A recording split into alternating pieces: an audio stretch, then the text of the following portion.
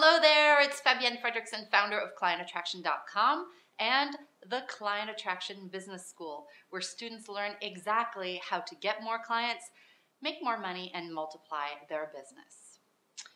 And today I want to talk about how to follow up with prospects, because this is one of the most common questions I get. And there are as many experts with an answer to this as there are ways to do it. So today's video strategy is about following up by just checking in. And back when I was first starting my first business, I took a cue from a very good friend of mine who happens to be my life insurance agent. And one day, Rob, my great friend, was celebrating a big new account he had just signed on. And while we were all celebrating with a little champagne, I asked him, "How did you get such a great client?" And Rob told me that it was persistence and just checking in on a regular basis that landed him this really sizable account. And the story goes like this.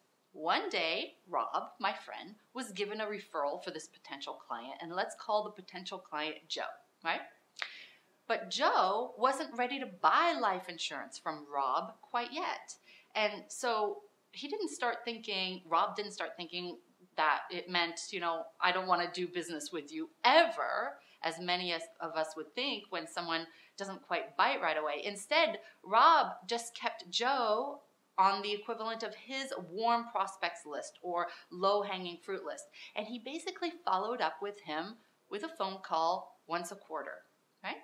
And each time he'd called and he would say, "Hi, Joe, this is Rob from so-and-so Financial. I'm just checking in with you to see how you are and to see where you are in your process of changing your life insurance coverage. Okay, you're not quite ready yet? No problem. I will be back in touch." And Rob did this every quarter until, lo and behold, a couple of years later, yes, sometimes it takes that long for someone to come around, Rob was doing his routine, "Hey, Joe, I'm just checking in." And Joe said, "Today's the day." And he handed him the account for over $10 million. Pretty cool, right? And as he was handing over his business to Rob, Joe told him that the reason he chose Rob, as opposed to the half dozen other people he knew in the insurance business, was that, one, Rob never pushed him and was never aggressive. Two, he felt that he could trust Rob because of his reliability in following through on his word. Three, he liked being checked in with, right? Just checked in with without being pressured. He also said that he liked the consistency, and he felt that if Rob was this consistent before he even became a client, that he'd be even better once they started working together. I think this is an awesome story, and I've learned a lot from this story. And here's what I get out of that. Number one, not right now doesn't mean no.